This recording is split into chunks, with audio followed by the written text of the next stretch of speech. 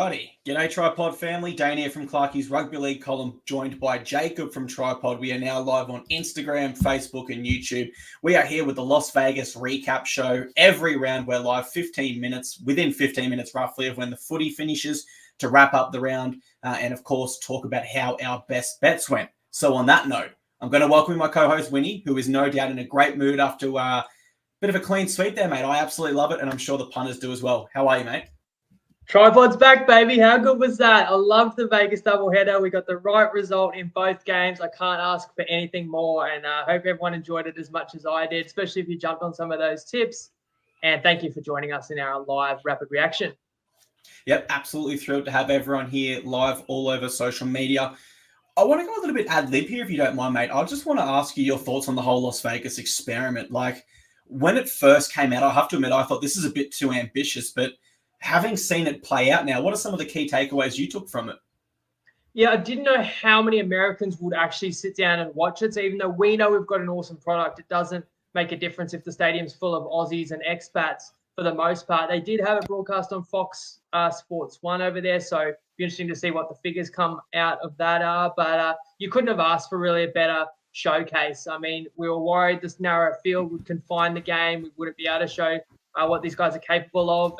But then the first game had, 9-10 tries in the end, and it was thrilling. And what I loved about the first game in particular, which, set the tone and showed what the sport's all about, is that both sides played so positively. They shifted the ball from inside their halves, but the completions were really high too. It was ball in play for long periods, which is showing that our game has amazing physicality and amazing athleticism like American football, but it doesn't stop after every play. It really flowed, like I said, minimal errors, minimal penalties, and even the hits. I thought there was some great big hits, but it was clean. We didn't see like too many dirty tackles or too many tackles penalized either. So I was just so impressed by the performances of the players involved. Mate, I don't want to get too far ahead of myself, but I'm really excited for the future of this. Like, that seemed like an awesome fan experience for everyone that went over. I can't see any reason why Americans watching that wouldn't have loved what they've seen. Both games were awesome. There are occasionally some poor games of NRL, but both of those were very high quality for different reasons too. One was high scoring. The other was nice and tight. But I'm thinking, like, let's see how this 5-year plan goes. We could even have like a golden round over there where we launch every game live in round one from Las Vegas. Or maybe I was thinking we should have a magic round over there. I was thinking the same thing. I thought it was so cool. Just, the facilities are state of the art. The atmosphere looked unreal. They talk about the sound rebounding around that dome. So awesome experience for everyone involved, the way it looked. I was jealous. I wish I could get over there. And I know you are getting over there next month, so I'm jealous of you too. Yeah, I'm getting over there, unfortunately, not for the NRL, but also for Timmy Zoo's fight, which will be awesome. My final point on this, Winnie, before we move on to the games, is at first I thought, look, we haven't even conquered the whole of Australia yet. Why are we going overseas? But I put some more thought into that recently, and I come to the conclusion that if AFL did this awesome new launch and they were trying to capture me as a fan, I don't care. Like, I'm an NRL fan. I'm not an AFL fan, or I'm not, if I'm a rugby fan similarly as well, I'm not going to switch to the NRL. And that's probably the way it is in Australia. So we probably do have to look abroad to really grow that sport. So on reflection, and it's about the market size. Why do you want to fight really hard to get into WA and South Australia? And even if you get in there, there's only so many people who are going to be, paying for subscriptions, watching it on TV, and buying merchandise, whatever. But America, as Volandis said pre-game, like, if you can crack into a fraction of that, of course, the betting side of it as well. And there's a reason why Las Vegas was chosen, the billions that are thrown into sports betting in America. And just like I always say, that NFL fills my footy fix perfectly over the Aussie summer. Why can't rugby league fill the Americans' footy fix over their summer, which is now? Well, soon. It's still quite cold in Vegas, but we're rolling into the American summer. Yes, but their footy season is over with the NFL, of course. That stadium hosting the Super Bowl. We've got the official Bulldogs fan page on Instagram. He says Brooks over Cleary for the Blues 7. We've got Mitch saying, I'm just here for Clarkie's sweet-ass fluff beard. Thank you very much, Mitch. I'm glad you're enjoying that. And Colt says from YouTube, both games were quality. Great advert for the game. Can't agree more. Let's go to the games. Game 1. Sea Eagles down the Bunnies as underdogs. Manly win 36-24.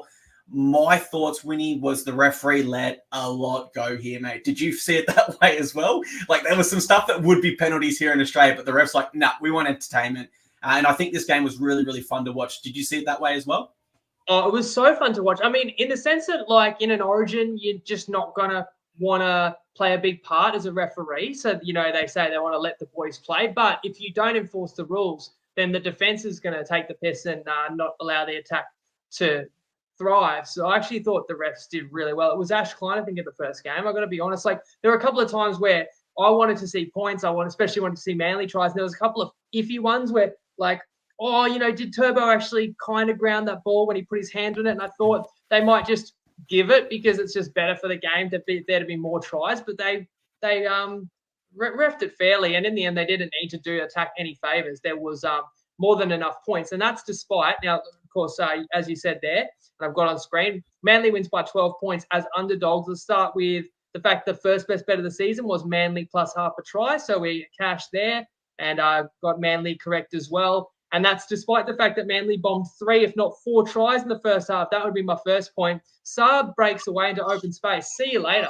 I mean, I could have gone and made himself a coffee and come back and seen him taking the conversion. For Ilias to get across and save that, and even then, I don't know what DCE was doing off the quick play, the ball gone back into the traffic. After you make a break, you always go to the open side. So I feel like that was a blown try. Brooks could have put it down. That would have been a great start to his Manly career. It ended all right anyway.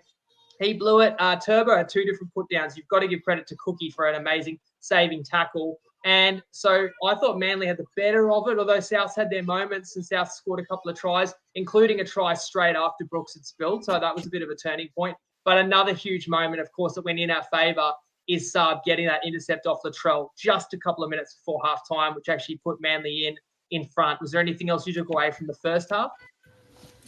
Not per se from the first half. I immediately, actually, we'll give a big shout out to Luke Brooks. Fitting in, he only really played 1 trial with Manly, and Turbo's been out for a lot of time now. So you could forgive their spine for looking a little bit clunky, but I actually thought their spine connected better than the South spine did in that first half. Like, Latrell had some good moments, as did Walker and Cookie, but they were never really aligned together, whereas this Manly spine was playing really, really well.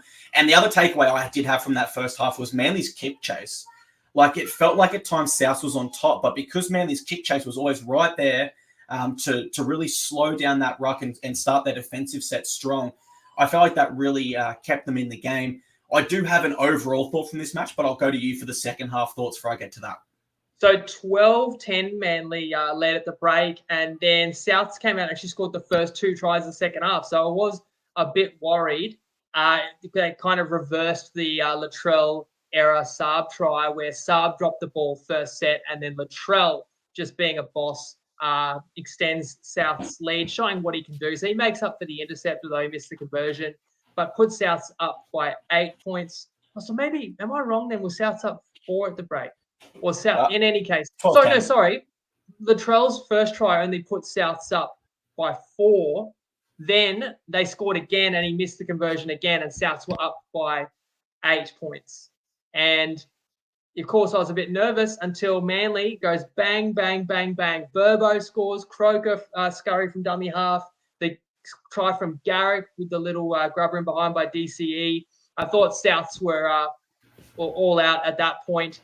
When DCE did that stupid kick on second tackle from inside his 30, and who was outside him? Garrick was limping, got nowhere near it. Cam Murray comes on. Souths get their first penalty of the game. I'm like, Souths could backdoor us here, but Cooler got an intercept, and then it actually ended with 2 more tries, but the Brooks one was icing on the cake for Manly. Souths get a consolation one. So that capitalises the point. A great debut by Brooks. I was impressed, and I have to say, I picked Manly, 13th in our season preview. Now, look, I'm as happy as anybody because the best bet's what matters most. It is only 1 game, but you got to reevaluate Manly a little bit and say, look, they looked better early days than you could have asked. And Souths, are we worried yet? It is only 1 game, but kind of ran out of petrol. I'd more so put that down to I just don't think they were as well prepared. Yeah, I don't take too much away from round 1. It's such a long season with injuries and suspensions and, form rise and dipping from teams throughout. But I will say, just capturing that 1 game there for the Rabbitohs, it reminded me so much of their 2023 season, where they're so good in periods and then just inconsistent and ill-disciplined. As soon as they get behind, they stop playing South footy. They get angry and they look to push and shove, Cody Walker in particular. as opposed to remaining focused on the comeback and looking for the completions of sets. They go for, the all or nothing, the 1%ers that when they come off, they're an amazing highlight, but they just don't come off often enough. No doubt Latrell's 2 from 5 in conversions is a bit of a sour point. You add those points to the tally, and it is a game where it's six tries to 5. But really, this game was lost for the Bunnies in that period where minute 49, Lachlan Croker scores, and there's 3 tries there in 11 minutes. That's a very, very tough period where all 3 were converted. So in 11 minutes, they've conceded 18 points. I did tip Bunnies in this one, so I am a little bit disappointed. But I tipped them thinking that their forward pack was really going to have an advantage here.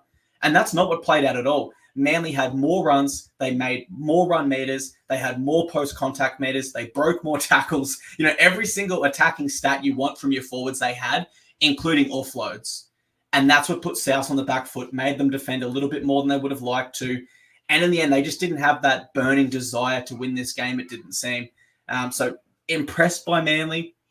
Don't want to get too far ahead of myself and start reevaluating my ladder just yet. But the Bunnies are another side. Although I tipped them here, I did have them missing the finals. And when you talk about the forward battle, I mean, one in particular stood out to me, Olakuatu, was powerful every touch and had, Manly's first try. They couldn't handle it all game. Olakuatu had a brilliant game here. He's someone that will push for Blues selection with Michael Maguire, I believe. Any final thoughts? Absolutely. Jeffrey commented there, 2 big upsets. The bookies make money and have a month holiday. This is the TryPod recap. If you're following the TryPod best bets, the bookies did not make any money. We took theirs in both games. We did. I can see BKR Sports in the chat. He said I went 2 from 2. I went 0 from 2. So everyone feel free to rub that one in. Let's move on to game 2. If you're happy with that, it was the Broncos v Roosters. Roosters win 20-10. This is a game where I tipped the Broncos, and maybe you were right. Maybe there was a little bit of grand final hangover because whilst they were good defensively in this game, it certainly wasn't the attacking Broncos we were used to seeing in 2023. They looked clunky. They looked stifled at times, and at times almost a little bit lost with where they were going with their sets. How did you see this one, and how do you break it all down? Thought the Roosters, again, were the side that was better prepared, and it looked like it meant more to them. Was a very competitive first half. Again, you get lucky. When your opening try is an intercept return, we'll certainly take it. But Manu was outstanding all game long. My first kind of takeaway or observation was just, oh boy, every time Brisbane goes left and the ball's either in the hands of Walsh or Mam or a combination, they are so fast, they are so electric, and they are going to pull sides apart. And, the narrower field, it didn't come into play really in the first game. And the teams played more direct in the second game as well. But that may have helped the Roosters just because, obviously, the more space, the better for players like Walsh and Mam. And they were still beating players even with that confinement. On the other side of things, though, Swali looked so explosive every time he had it as well. And the Roosters took a narrow lead to the break. Second half, I thought that key moment was the Cheese. I'm trying to remember now, was this still the second half? I think it was, second half where Cheese kicks the 40-20, right? We've got a bit of controversy, although Roosters end up winning by double digits, so it's fine. But, Walsh puts a shoulder charge on Tupou when he's going to score. I'm of the opinion it's a penalty try. Like, if you do an active foul play that saves a try, I think it's a penalty try. And we've seen a precedent that a player gets a sin bin when you shoulder charge to save a try. So Walsh got, they got neither. So I thought Brisbane got lucky there, but it didn't matter because the Roosters scored a set or so later. And I mean, my favourite matchup of the whole game was probably Manu versus Stags. They're like a couple of thoroughbreds. And, in this particular moment, the Roosters had a man advantage, good early ball to Manu. And, still had work to do. He took it himself. That offload pass that he threw, which was a decisive moment in the game, and it was Ponga outside him. It's most players, the way they're being thrown to the ground, that pass ends up forward. But for him to flick that out the back and make it legal, I mean, he was absolutely ridiculous. Brisbane still made us nervous after that, but I should give you a chance to say anything that stood out to you in that match. Yeah, I thought this one wasn't as intense as the first game. Like, it didn't have the same sort of physicality about the ruck or in the shots, but it was still entertaining in its own right, particularly because it was close. The goal line defense for the Broncos is my takeaway from this. Yes, they were fantastic defensively, but I think it zapped their energy and really took away from their attacking opportunities, particularly on a smaller field. I put it down to that because this wasn't the same attacking Broncos we saw last year. But one thing I did notice was with Brendan Piakura going off the field, we had Patrick Carrigan go from the middle and he went out to an edge. And he's just not a natural back rower. And that is where the Roosters scored a lot of their points, on that right edge there. Whereas we know if Carrigan's in the middle, he's generating that momentum for other forwards like Payne Haas does and making the rest of the pack around them play better. So that was really unfortunate for the Broncos there. And I do think losing Brendan Piakura, it won't be spoken about as much, but I certainly think it was a big reason why they lost today. No, that's a really good point. I mean, you lose Flegler in the off season, even like Palacia moves on, and then to lose Piakura so early, like again, he's unheralded, but that hurt. Meanwhile, on the other side of the equation, like for middle forwards for the Roosters, aggressive as always, Lenu, and he actually had a moment where he kind of started the fight, which won the Roosters a penalty at a crucial time. But the best middle forward on the ground today was Victor Radley, and I thought his tackling was just insane. And you said may not have been as physical come across the second game, but still there were some great hits by Victor the Inflictor as always. He gets the try that seals the game as well. But just going back to the score was 14-4. So the Roosters, are in control, but we know that there's plenty of time for Brisbane. And that try to Walsh was beautiful. Again, it's a left side attack, ball through the hands and Walsh backing up and then cuts the lead to 4. And it's anybody's game. And because of conversions and penalties, they were actually 2 tries each at that point. So if Brisbane had scored again and won, we would have lost the try handicap. So I was very nervous at that point. And in fact, it really just came down to errors for Brisbane. I thought, in particular, back-to-back errors coming out of their own territory in the final 10 minutes. They were trying to shift, they were trying to make something happen. And when you are chasing the game, you force it. And I think the errors were by Cobbo and Walsh. And they were both kind of trying to offload, trying to pass while drawing the defense in and forcing a ball late. And ultimately that allowed the Roosters to get in there and extend the lead to 10 and get a strong win. Where again, I tipped it on Friday, and one of the reasons was not just that I think the Roosters will have a better season than the Broncos, but everything I had heard was that it was really important to them. If you heard Robinson in the pre-match interviews, this was not a holiday. They had a bit of fun and a bit of bonding, but they were here to put on a really strong performance. Unlike the last couple of years where they were upset as double-digit favourites in round 1, they came in and had a double-digit win as an underdog, which was very sweet, again, for our best bets. Good way to start the season. Yeah, it's always great when you can sweep. Well, it's great when you can win any best bet, to be honest, but a sweep is amazing. On the Trent Robinson point there, that's actually only the 4th time since he started coaching the Roosters that they've won in round 1. So you can see it is something that they're looking to correct. Whereas we look at another elite side like Melbourne, and they haven't lost in round 1 for God knows how long. BKR Sporty, I do like this comment. I did do a little bit of research while you were speaking there. He says, Broncos just look like they've lost a bit of confidence compared to the 2023 based off the grand final. It's only one game, but it's going to be hard to be that confident in your first outing. Great point, but I did go through and look at the Broncos 2023 draw. They actually didn't lose a game back-to-back. So how they respond to this will be very important. Can you remember off the top of your head who they have in round 2? I feel like it's another tough matchup, but...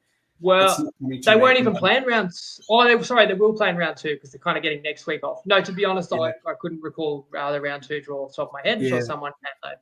It'll be very interesting to see how they respond because that could be what affects their confidence in line with what Blaze is saying there. They didn't lose 2 in a row all season last year. Now they go ahead and lose the first 2 of 2024 after losing key players. How does that play with the mental side of things? And another bit is that I spoke about the preseason doesn't tell you much. I mean, Brisbane won the preseason challenge, winning 2 weeks ago with a lot of the starters in North Queensland and dumping them, and then still winning the final week of the challenge with all the reserve graders, which would suggest that it's a stacked squad. But again, you don't want to read too much into week 1. Like I'm not going to here to take a lot away from Brisbane because I think that the Roosters are a really well-oiled machine that played extremely well today. And I don't think too many teams in the comp would have beaten the Roosters today.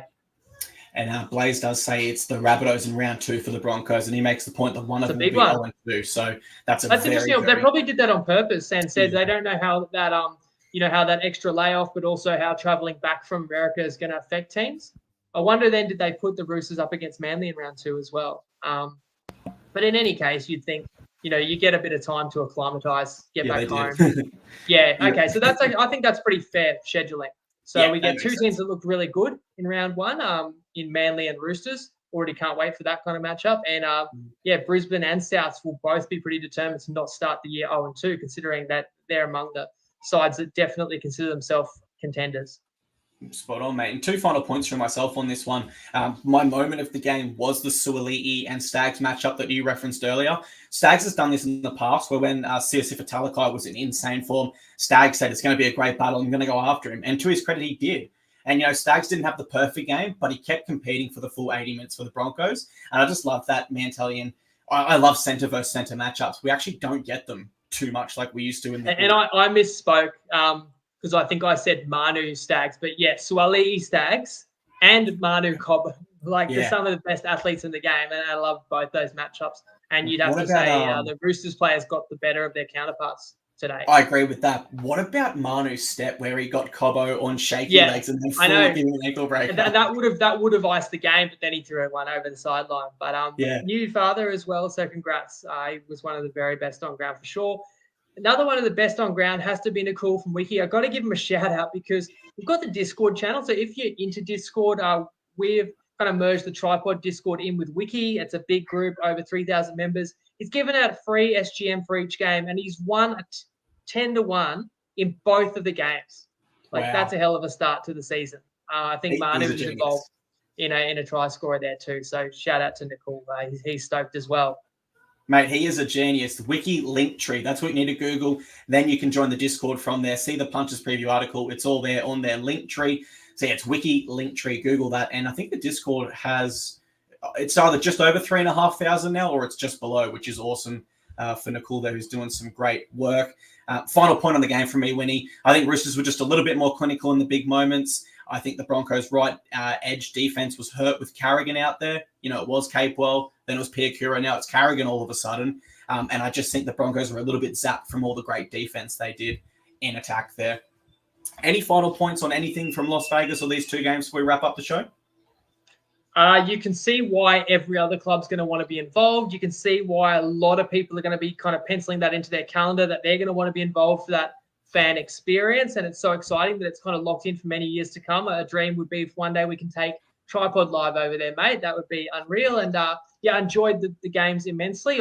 But I'm not the best person to ask because I would enjoy any of them. But from everything I've heard so far, it's been a roaring success. And my only overall thoughts probably give Manly a little bit more respect than maybe I would have said 5 days ago, because that's probably the most eye-opening result. But I'm more than happy that occurred when there's a best bet riding on it. Yeah, it's true. My final thoughts on that are, I think that for Bunnies, that Campbell Graham and Jack White need to come back. A lot of those points were scored out wide, so there's optimism there as well. It's not freak out panic stations, where I genuinely did see people comment on my Instagram when Demetrio needs to go. I'm like, mate, it's been 1 game. Come on, that's an overreaction and a half. What I'd love to see? Demetrio Seabold cage match. Yeah, they got bad blood. That would have been the perfect, perfect nightcap. We should have put him on the UFC PI card, which was just before we get him on the early prelims. We'd all love that. But that's going to do our show here tonight, guys. We want to say, as always, thank you very much for being here live with us, or if you're listening as a podcast later, we appreciate that as well. We want to say thank you to both our punting sponsors, Better and Top Sport. Our next show will be on Tuesday at 5:30 p.m. New South Wales time, 4:30 p.m. Queensland, where we will go through our preview for the rest of the games in round 1, just after team list drop. That's all for this show, Winnie. Over to you to say farewell and hit us with the famous last words. Yeah, let us know, guys, because, I've never had a season where I've gone 100% where we are right now, best bets. So I'm just wondering whether, if I don't give out any more best bets the rest of the year, I can achieve that. But let me know if you will be wanting more for the rest of the season. I'll give that some consideration the next couple of days.